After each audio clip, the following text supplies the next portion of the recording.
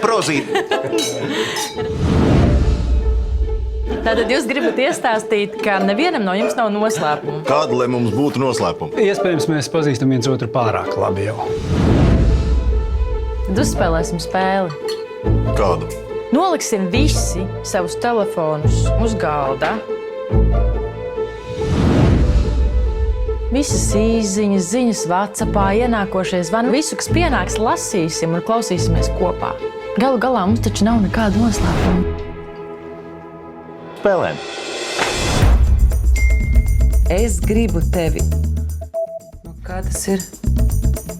Es viņu somā atradu prezervatīvus. Nē, jā, šausmas, ja man tā gadītos ar Līnu. Līnai jūnijā paliek tikai 6 gadi. Tu esi stāvoklī?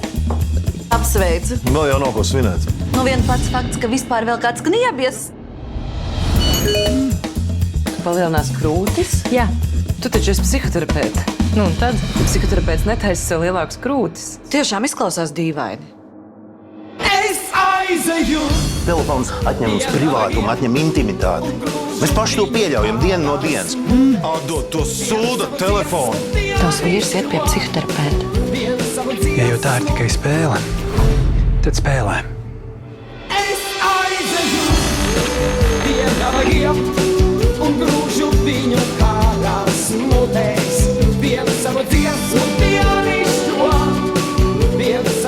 Visi kadrā smaidām!